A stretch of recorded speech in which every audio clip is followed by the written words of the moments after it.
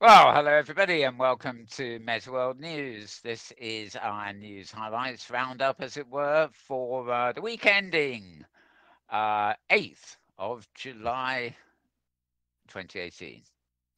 July already 2018, actually. Although, no, we were in July last week. We must have been. Oh, how the year has gone by. Anyway, we're looking at news from social virtual worlds and also a little bit of news from the haptic front, the interfacing technology, human computer interfacing, which is all tied in with the ways we interface, including virtual worlds, basically. So you can follow me. My name is Mal Burns, and you can follow me on Twitter at twitter.com/Mal Burns. It's MALBURNS, and there is no space between the two names, so it's just all one word. We also have an additional Twitter feed at twitter.com/MetaWorldNews, which is, of course, the name of this very bulletin that you're watching right now. So I'll be covering a few highlights from them and also a couple of things that come up in my feeds that, generally speaking, that aren't um, on my own links list, so to speak. Okay, right. I'm also joined in the studio here, as ever, by James Atloud, who's multitasking on our cameras, and yeah, he's here to keep me under control. Basically, he's holding the invisible leash so that he can pull it if I go wrong. Oh my goodness, It's that's a lot of power. yes, yeah, you got a lot of power there, James. Yeah, so welcome. Thanks, Mel. Good to be here. Right, well, getting on to those self-same feeds, I'm going to start with the Mal Burns Twitter account, as it were. Um, all my feeds get jumbled up. I'm never sure what we covered last week and didn't. I think we may have mentioned it last week. It was 7 days ago, anyway. BBC show is using VR for home renovation designs. I did mention this. I'm pretty sure of it. BBC Two television in the UK here have a program called Watch This Space. Couples will be strapping on VR headsets to see designs from two architects who've done virtual renderings to remodel their home, and then they will select a design, having looked at it in virtual reality, and then they'll get it done for them. And it just sounds like they've added the VR headset idea to an already existing show where they just pop in and do a declutter and remodel of some lucky citizen's house, once a week or whenever. Anyway, the BBC are doing it, of course, and they have their own VR app these days. I don't know what it certainly works on the Oculus Go. Not much on this that I would call VR, but that's another matter. Right, voicesofvr.com. Quite a few this week. There always are quite a few, and I tend to only, tweet the relevant ones. But it looks like Rob Krasko is in China because there's masses of stuff been popping up this week for VR in China. Um, Now, show number 658 is actually called VR in China Storytelling and Sandbox Immersive Festival. So I guess he was at that festival there. And let me just flip my page. Oops, the right way instead of the wrong way, please. No, no, I'll come to it in a minute. Anyway, there are several other podcasts from that address during the week too. RoadsVR.com. Uh, they post about the ISS, International Space Station astronaut, who's using Oculus Rift in an experiment to understand how space affects your hand-to-eye coordination. Apparently, there's a German astronaut called Alexander Gerst, and he's on the space station, and they're participating in a study. The idea is to give Earth-bound researchers a better understanding of how sight, sound, and gravity affect hand-eye coordination up there. So I guess he puts the headset on, and the folks on Earth experience what it's like for him, or something like that. Anyway, I don't know how they get it all working. Um, it's a modified Oculus Rift, so they're serious. They've modified it. Ha ha. Find out about that at roadsvr.com. That was 4 days ago, that little piece. Right. Test your work ethic in this unique VR experiment. Right, but this is opposed to vrscout.com. It's all one word. VR, the letters, and then scout as in boys. vrscout.com. When you're put in charge of a bustling burger restaurant, will you cut corners to save cash or will you play by the rules? Well, this experience, the concept um, when you're standing in the shoes of your digital avatar, most try to respond a little more like how they would in reality. Anyway, that's the concept behind, wait for it, it's called the Corrupt Kitchen VR Experience. Yes, Wow. the Corrupt Kitchen, love it. An experimental project that puts users in a position of power and provides them with several unethical shortcuts for increasing profits for the virtual business. And Paradise Cafe in this case. And you have to satisfy an endless line of hungry patrons lining up outside the door, and you have to maintain ethical focus while doing it. Most people apparently fail. Wonder why. Right. Okay, enough of that. Also, over here in London, about a year ago, I guess it was, in fact, in the same borough of London where I am here, although not right next door to me, was a residential tower called Grenfell Tower, which had a catastrophic fire about a year ago. Um, anyway, our home is an essential. Oh, sorry, Grenfell colon our home. And it's an essential VR documentary launching today, although today was actually 4 days ago. Right, you can read out about this at uploadvr.com. There's quite a nice little review of this. It's more of it's simply an experience, a semi sort of documentary thing with people relating experiences and also life. Rather cleverly, they've focused on life in the tower before the huge fire actually happened. Um, uh, Mostly, I guess, as a way of showing what's been lost by the fire. Anyway, that's it's a standalone VR experience of a worthy nature. There are, of course, thousands of these experiences coming out every week, but oh, come on, Microsoft, I would like you to open my page for me. Thank you. I don't believe this. We'll get there one day. Right, okay. Touching Masterpieces, inverted commas. It's a VR exhibit that allows visually impaired people to see art. I've had a post from VRScout.com here. It's about three pieces of historical art that have been brought to life for the blind. No headset necessary. Now I'm just opening this very quickly to give you a better idea of my memory's terrible. I can't actually remember how exactly this is working.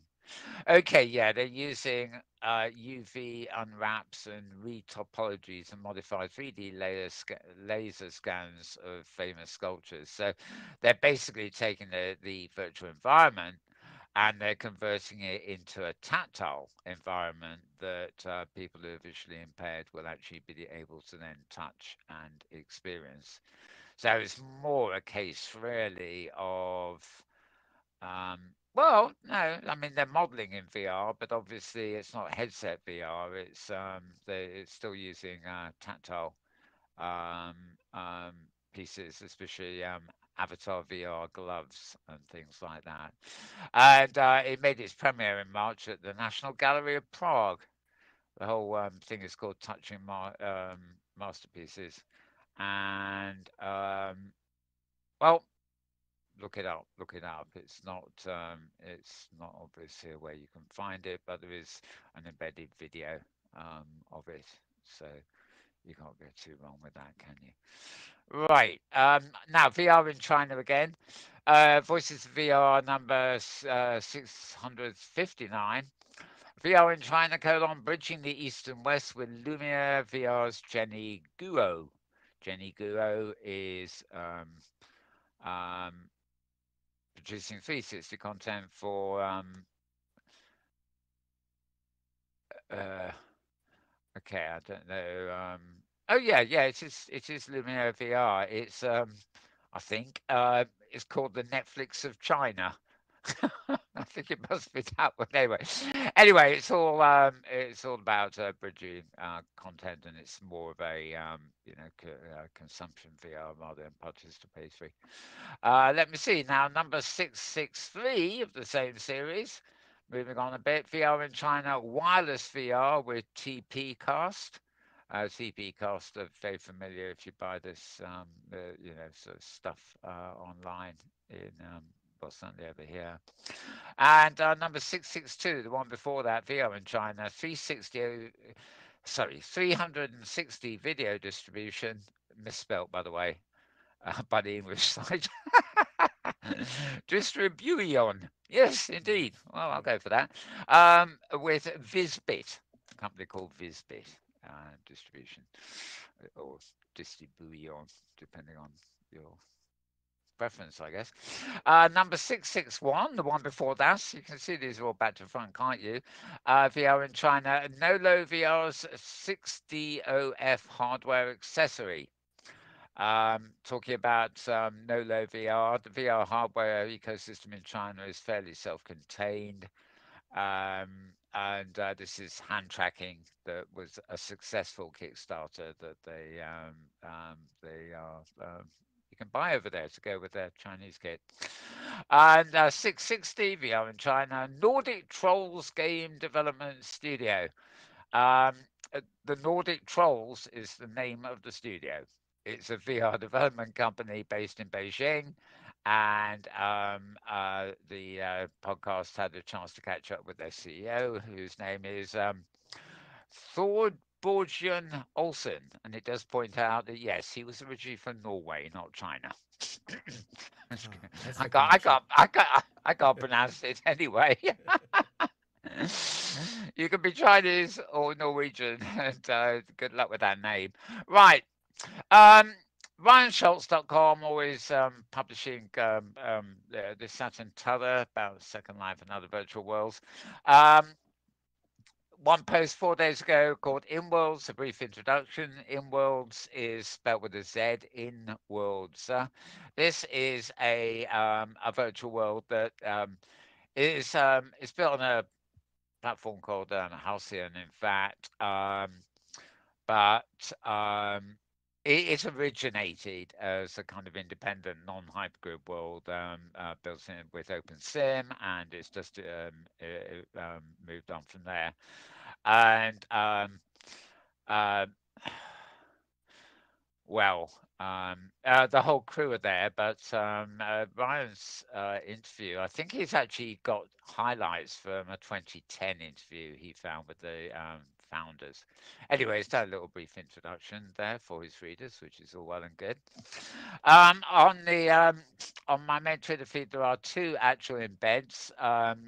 From VR LA, VR Los Angeles is happening in the week. I think it was Wednesday. Philip Rosedale hosted a panel talking about blockchain technology. There's actually very little about hi-fi in this panel. It's Philip really doing his my job comparing.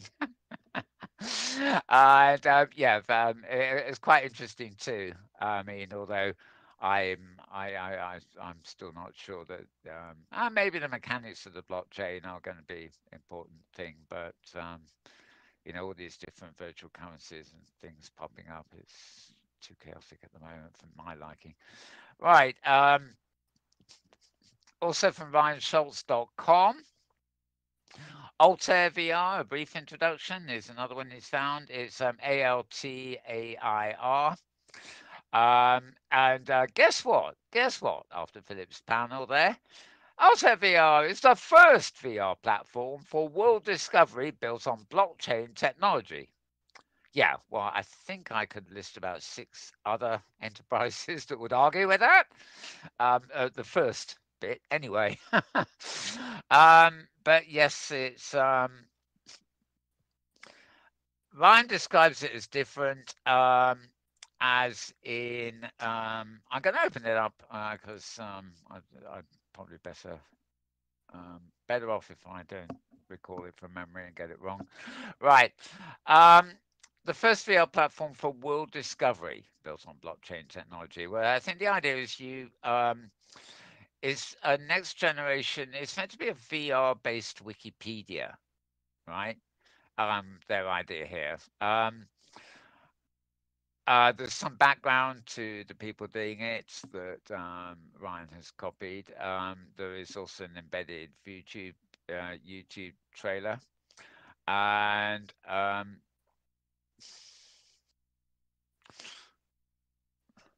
right, Ryan seems to be slightly confused as to whether this is a social VR app or not.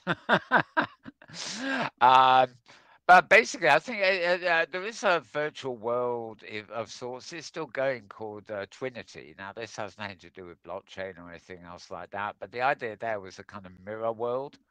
And I think it had London, Berlin, and New York, and then the rest of the world. It gave up on the rest of the world. It's never got very big, but it's still going and quite popular, I gather. Um, it's got cartoon balloons for chat, which is, despite the fact it's got sound. I don't like it very much, although the idea of a mirror world did intrigue me. And I was on a beta, well, it wasn't even a beta, it was an experiment world using Google Maps, no, open source maps, not so long ago. And the idea was to generate spaces, 3D spaces based on the height map of what could be, based on the geographic maps available for the world and any aerial photography they could get for height maps and any uploaded photographs they could get up for building GCell and stuff like that. And the idea was to create a mirror world with user contributing. And this seems to be possibly a similar sort of thing. Um, but you get into a whole kind of convoluted problem with ownership in worlds like that because, technically you would think I would own my house in that virtual world. So I could state the square footage in the virtual world and use photographs to render the house. And then inside the shell of the house, I could build it myself to mimic the real thing. Unfortunately, because I don't own the whole house, I think in some of these platforms I will be able to take ownership of it. But what if somebody, a neighbour living on some lower floors, decided they wanted to take ownership of it? You can imagine the battles that would ensue if you're trying to, mimic content ownership with the real world. So we're probably better off in our fantasy worlds or how should I say, augmented worlds. Right, let me move on. Getting in deep there. I'll start opinionating if I'm not careful. Right, discovering new drugs and materials by touching molecules in virtuality. Now, this is Ray Kurzweil's blog, Kurzweil AI Net. That's KURZWEILAI.net. And to figure out how to block a bacteria's attempt to create multi-resistance to antibiotics, the researcher grabs a simulated ligand, which is a binding molecule, sorry, a type of penicillin called, forget it, red, and iteratively guides the molecule to dock with a larger enzyme molecule, which is blue and orange, called, forget it, number two, which is produced by a bacteria in an attempt to disable penicillin, making a patient resistant to a class of antibiotics called, forget it, number three. Credit to the University of Bristol. Where am I going? Where's too many names here that I can't possibly pronounce. Anyway, the idea is that the molecular researcher goes into VR and sort of gives these molecules a hand job, plugs and plays until they get it right. And it's much easier to do in VR than it is to do any other way. Get the idea? Oh yeah. I think you do, James. You Yep. just gave me a little sort of a nod there. Mm-hmm. Yeah, fair enough. It is actually amazing. I may sound like I'm taking the pee here a bit, but it Well, is actually amazing the things we can actually do with VR now, well, which yeah. is And a what it's lot of all the about. properties, as I understand, of materials are based on the molecule shape. Not Yeah, just the components, but the shape. So feeling that shape could be very insightful. indeed. Yeah. In fact, the son of a friend of mine, I haven't seen him for years, was a molecular scientist, but yes, I can imagine. Right, um, digital catapult. Augmenter digital capital forgive me.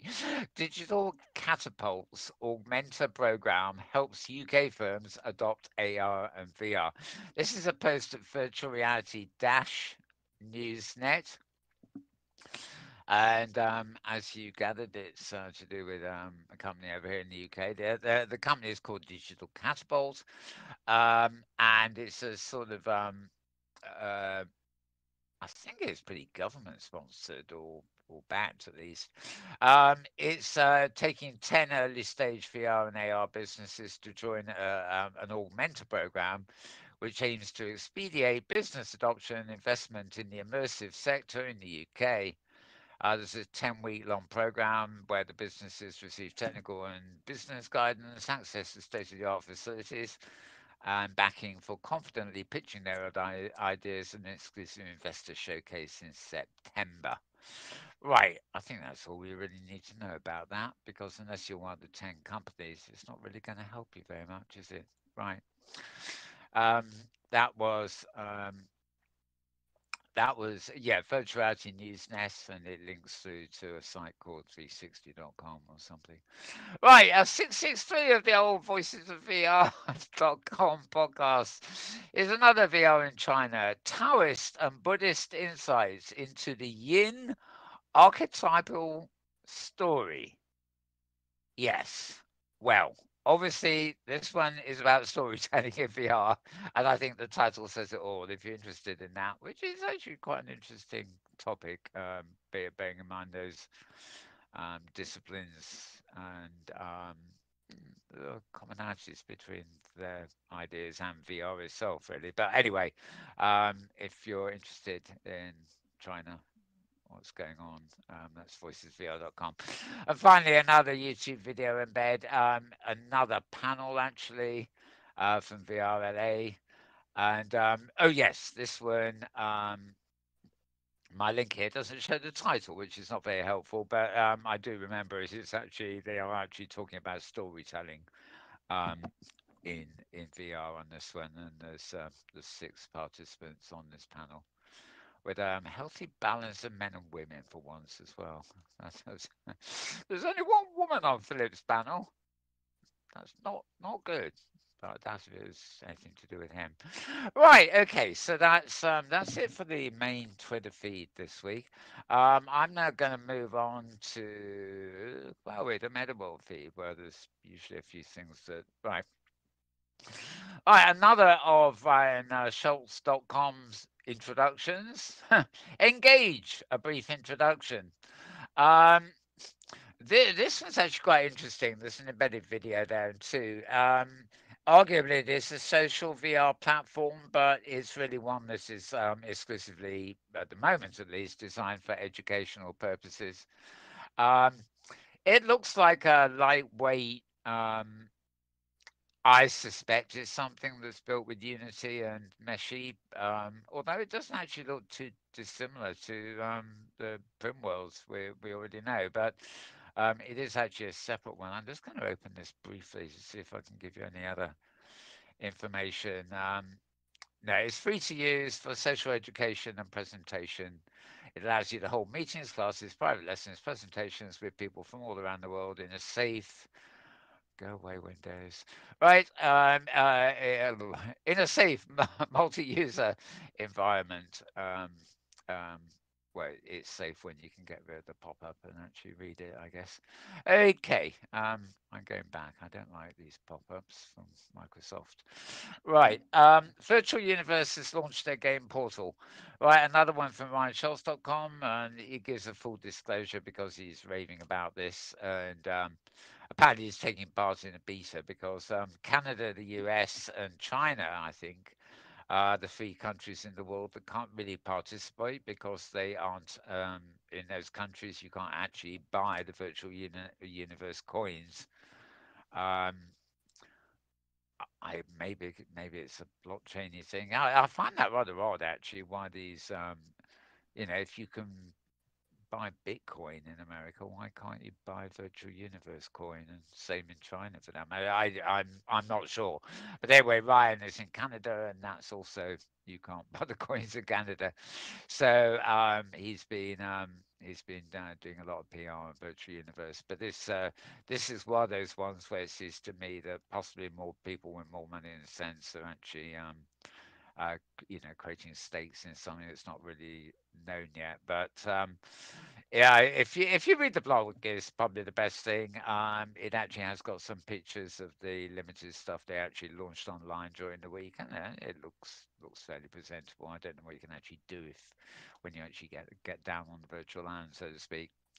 Right, another.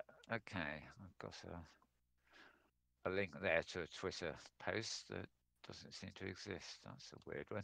Right. Now, quite big news here, except that I'm a bit peed off because I'm on Apple's iOS. But and the one mobile phone that I had was Android. Sort of, its screen sort of warped as the battery grew bigger and bigger underneath it. Same problem I have with an iPad, so it's not just Android there. Um, High Fidelity, one of our favourite virtual worlds, really. It's founded by Philip Rosedale, who also founded Second Life, of course, back in the day. They've launched a mobile app, literally yesterday, but it's for Android only. Boo! That means I can't get High Fidelity on my phone because it's no longer an Android phone, or a pad for that matter. But if you have an Android toy, um, device, I should say, get that right. If you have an Android device of any worth, you might care to go to the Play Store and download High Fidelity's mobile app. And then you can go into High Fidelity and do all sorts of things. Now, um, you can connect, well, by standard methods, really. Um, I think I also haven't had a chance to try this. Again, Ryan Schultz has got a kind of review here. I suspect that it is probably a lighter weight or kind of environment only thing. The reason I say that is that if you have high fidelity on a desktop, you'll know that a crucial part of their setup is that you have a sandbox running your own region, running simultaneously with high fidelity. In other words, when you go to home, you're on your own disk, and when you go to a location in the high fidelity directory, so to speak, you're going to a location either at high fidelity's offices or on one of their other users' computers, a bit like a self-hosted open simulator sort of thing. Now, there is no way that will work on a mobile device. You couldn't actually have a mobile device, serving the world and getting you in there when your Wi-Fi is going to drop every 10 minutes when you walk away from a hotspot or whatever. So there must be some compromise going on there. Although I imagine if you have a house or a home as it were in high fidelity, you could actually have the server component running at home while you're out and about using the mobile version to actually log in. So, there's probably ways around this sort of thing. But anyway, very good to see that iFidelity is actually landing on mobile. And of course, they are in a good position in that they have plenty of money to get this up and running. As we heard last week, a massive new round of investment they got. Right. Now, this is over, but also midweek, in fact, while Philip himself was doing that panel at VRLA, High Fidelity were actually running a stress test. And well, it's all over now, but it happened. Quite a lot of people. There's some photos, and I think there's a video of what was happening there. They did get a hell of a lot of people in there, so the stress test actually worked. And they probably attracted quite a lot of people because everybody who turned up was able to get a free Amazon gift card. Oh, I missed out on that. I always missed out on the things that pay me. I missed out on the offer for free blockchain currency and everything else. And then when I finally do get around to going in, I don't know why nothing works anymore. Well, I've got basically my bank account didn't get converted to blockchain, did it? So it doesn't work anymore. Right. Ryan Schultz again. Ever Jane, a brief introduction. Right. This we covered this months ago actually. It's obviously still going. It's an online role-playing game, really, and it's set in the virtual world of Regency England, and everything in that world is based on the works of Jane Austen, the novelist. And so it's sort of Jane Austen novel role play. But she's a very popular novelist. You can tell by the number of TV series and adaptations of her work. So I imagine it's probably doing it, but it's probably it's a different demographic, but maybe it's the sort of classicist equivalent of a Star Wars role play game. I don't know, but anyway, it's a VR one based in Regency England. And talking of Hypothesis and talking of Philip Rosedale, his Face to Face series had its third show, which was actually about a week ago. In fact, I may even included this last week, but and that was a chap called Charlie Fink, which Philip Rosedale interviewed. So there's video of that, as I say, on the Metaworld news feed. Right now, quick glance here at what's happening in the Google Plus arena. Um, Quite a few. Right, I seem to have tagged rather a lot of videos here.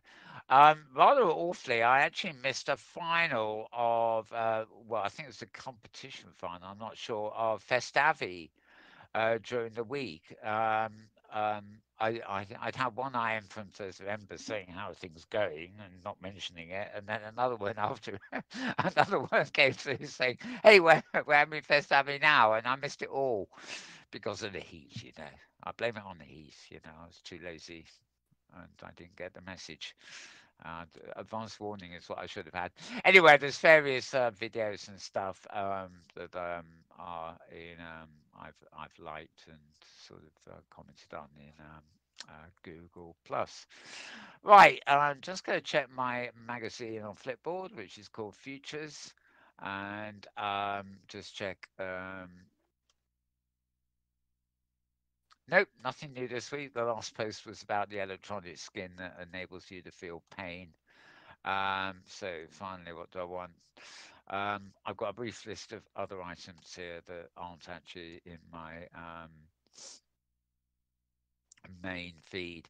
Um, SingularityHub.com has an article on the $1 billion real estate company operating entirely in VR.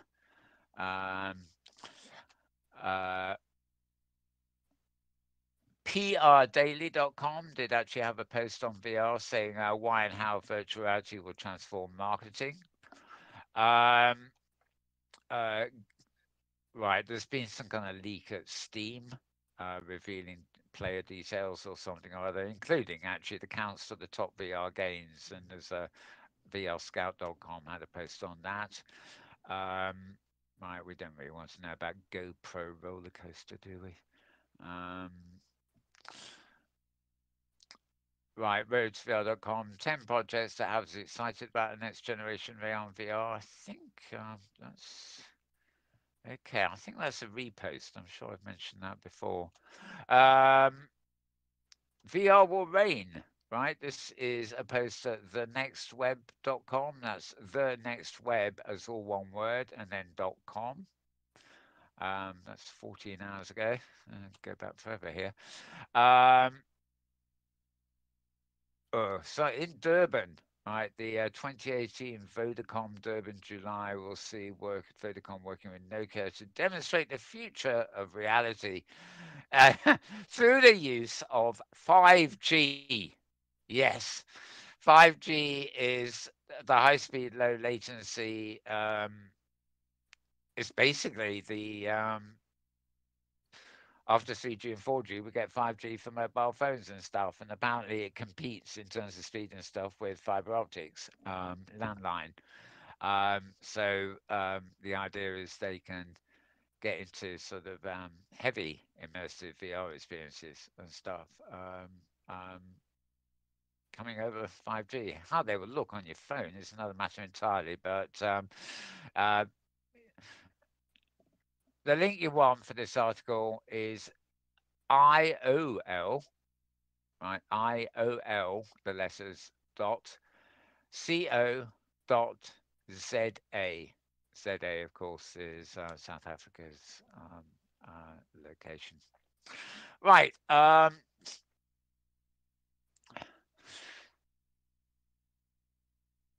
Right.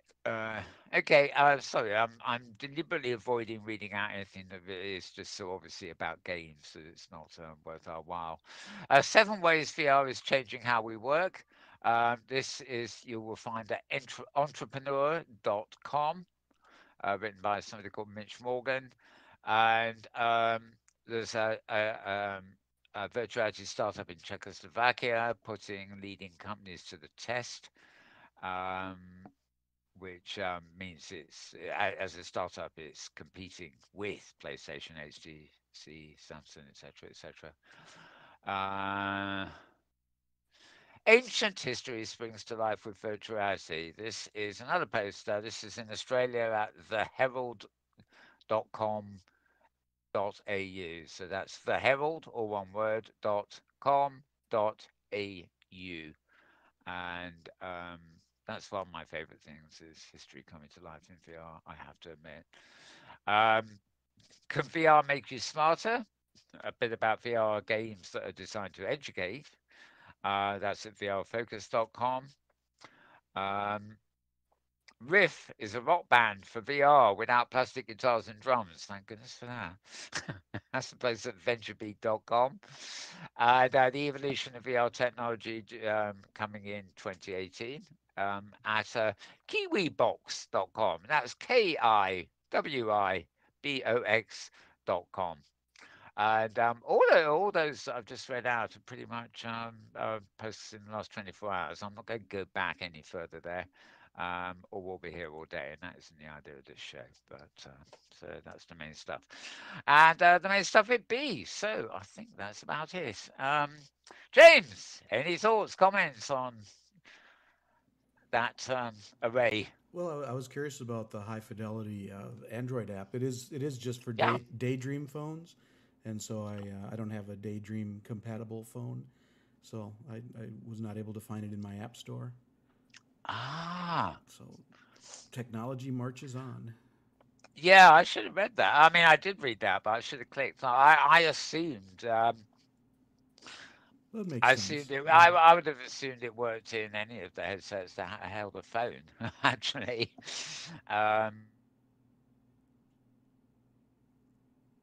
That, that's that's. I mean, that's an interesting idea.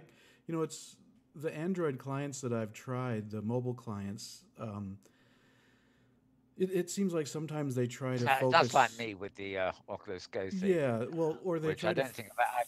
fo- they focus too much, I think, on the visuals, the 3D part, and I think there's a lot you could do with the mobile device to participate in the virtual world without trying to emphasize that visual, but in having good chat, having good voice, and having good map and avatar location information might be sufficient. Well, I noticed the OpenSim Second Life client, which is on Android. Mm-hmm. Um, And I still use on my desktop sometimes for quick access a program called Radagast, Radagast, which is yeah. originally a text-based client. So you can sort your inventory and see this Mm-hmm. online and chat with people without being in the environment. But these days they do give you an option of the environment. It's sort of a motion JPEG or something. It refreshes every few seconds. It's not like and it's a rough schematic. I can Yeah, come in yeah. here with Yep. this. I can see the sign behind me. I can't see quite all the texture detail and everything else, but I know where I am and what I'm doing and what I need to do. Um, because it's just the environment is there. It's just very lightweight, but you've still got all the less heavyweight stuff like text and voice and all the other stuff. You can still do that with only a rough semblance of the virtual world. Mm-hmm. So, if you're holding serious meetings and get-togethers and things in these places, as we do, you really do want to be, if you're stuck on a train somewhere, you want to be able to log in and attend, even if you won't be able to see in quite the same fidelity as people who are on, um, graphic workstations and stuff, but it's communication and sharing that it's all about. Yeah. So, Yep. um, yeah, very good point. Good point. Um, yeah, well, I think that's about it. So, we were playing with some idea of how to get out of this program, weren't we? Right. Okay. I need to explain that. So it's always nice to have a catchy sort of sign-off thing, and we've been falling backwards into some kind of imitation of a two Ronnies thing, which ain't working out at all. Every time we go, I must say. So I always say it's goodbye from. Yeah, it's goodbye from him. That's it. Yeah, and it's a goodbye from him as well. Right, so that covers the two of us. Yeah, well, that would do for this week. We're still working on it, believe me. We will be returning same time, same place next week with some more highlights for you. But until then, have a good one. Bye for now.